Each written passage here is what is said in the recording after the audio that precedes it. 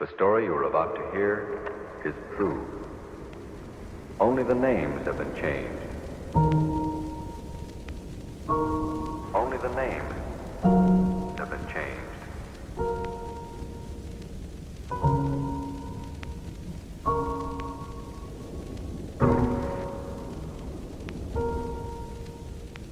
Here, only the names have been changed.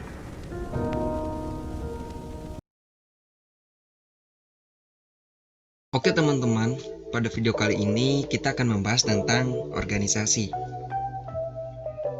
Tentu dari teman-teman semuanya pasti sudah mengenal organisasi, karena organisasi merupakan hal yang sangat melekat dengan kehidupan kita. Organisasi tidak bisa terlepas dari kehidupan, dan kehidupan tidak bisa terlepas dari organisasi. Oleh karena itu, pada video kali ini kita akan membahas tentang organisasi. Mulai dari pengertian, struktur organisasi, manfaat, maupun fungsi yang bisa kita dapatkan dalam berorganisasi.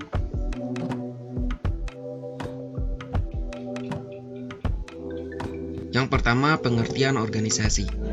Organisasi adalah dua orang atau lebih yang berada di dalam satu wadah yang sama dan memiliki satu tujuan. Orang-orang di dalam organisasi itu merupakan kumpulan, bukan individu. Mereka bekerja sama dalam mencapai sebuah tujuan yang telah ditetapkan oleh sebuah organisasi.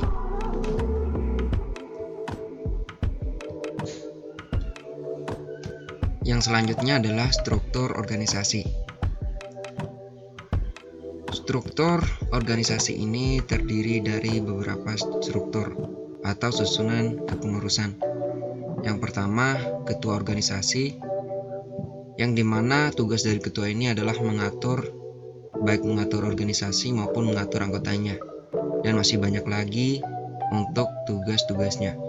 Yang selanjutnya, wakil ketua, yaitu membantu seorang ketua organisasi.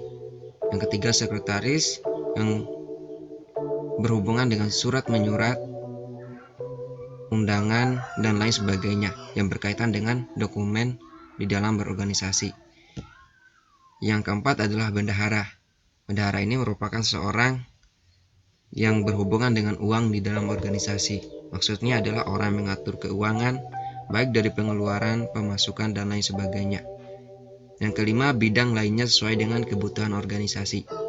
Setiap organisasi memiliki tujuan yang berbeda. Dengan itu, setiap bidang di dalam organisasi akan dibentuk sesuai dengan kebutuhannya masing-masing.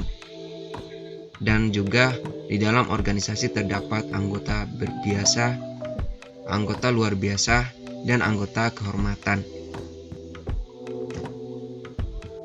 Selanjutnya adalah manfaat organisasi. Yang pertama, meningkatkan kemampuan dalam berkomunikasi.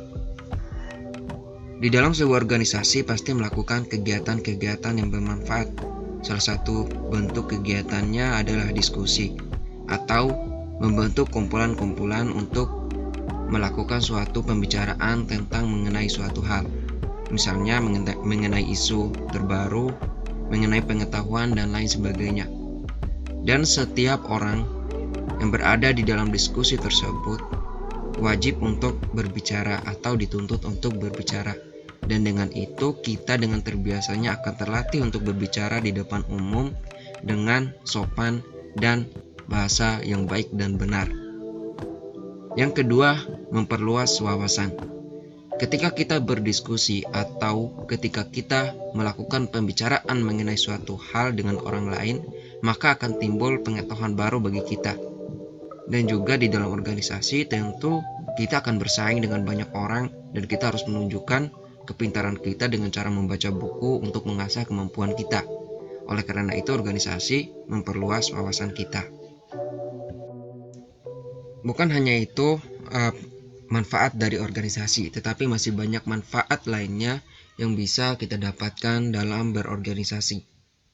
Contoh lainnya seperti kita bisa memanage waktu, kita lebih dewasa, dan kita memiliki banyak teman, memiliki banyak pengetahuan, dan masih banyak manfaat-manfaat lainnya. Tergantung bagaimana cara kita berproses. Bukan organisasi yang memberikan kita pengetahuan, tapi tentang keinginan kita, tentang kemauan kita mau berproses atau bagaimana dalam organisasi. Organisasi hanya menyiapkan salah satu wadah. Kita bisa main-main, kita bisa belajar, tergantung diri kita. Adapun pengertian organisasi, yang pertama memberikan arahan, yang kedua meningkatkan skill, yang ketiga meningkatkan pengalaman baru. Maksud dari memberikan arahan ini, organisasi memberikan petunjuk kepada para anggotanya untuk melakukan mana hal yang baik dan mana hal yang buruk. Dan itu tergantung dari anggotanya mau pilih yang mana. Tetapi di dalam organisasi itu ditetapkan peraturan sehingga ada ruang dan yang membatasi jika kita ingin melakukan salah satu hal yang dilarang oleh organisasi, dan kita akan mendapatkan sanksi tentunya. Yang kedua, meningkatkan skill.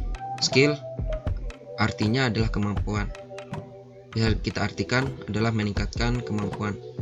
Maksudnya adalah ketika kita berorganisasi, kita banyak melakukan latihan. Seperti contohnya tadi, latihan berbicara. Maka itu akan meningkatkan latihan kita dalam berkomunikasi.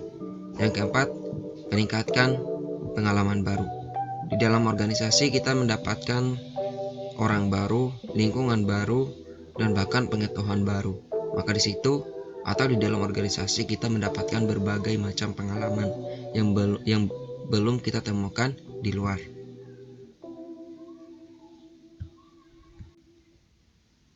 Fungsi dari organisasi selanjutnya adalah mampu artikulasi dan agregasi. Maksudnya adalah dalam fungsi yang satu ini dijadikan sebagai instrumen yang mampu dalam artikulasi dan agregasi sebuah kepentingan umum dan individu. Untuk fungsi yang satu ini bisa didapatkan jika bergabung dengan organisasi yang berbasis internasional, karena bisa dijadikan sebagai bentuk dari kontak institusionalisme dengan partisipan aktif, di mana hal yang dimaksud tersebut adalah forum diskusi dan negosiasi. Yang terakhir, fungsi dari organisasi adalah norma dan rekrutmen. Fungsi organisasi ini memberikan kontribusi yang memiliki arti penting untuk berbagai aktivitas yang bersifat normatif, di mana contoh dari hal tersebut seperti penetapan nilai-nilai tertentu. Selain itu, organisasi juga memiliki fungsi sebagai rekrutmen atau menarik setiap anggota untuk menjadi partisipan. Jadi itu teman-teman, pembahasan mengenai organisasi. Kesimpulan yang bisa saya tarik, organisasi memberikan banyak manfaat, organisasi memberikan banyak fungsi kepada setiap anggotanya, dan tergantung anggotanya mau berproses dengan baik atau bagaimana di dalam sebuah organisasi.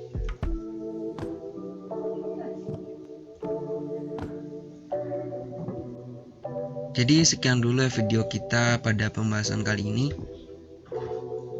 dan harapannya teman-teman ketika suka menekan tombol like, share, dan ketika ada yang ingin ditanyakan bisa komen di bawah, dan juga jangan lupa untuk subscribe untuk mendukung terus channel I'm Umar. Terima kasih.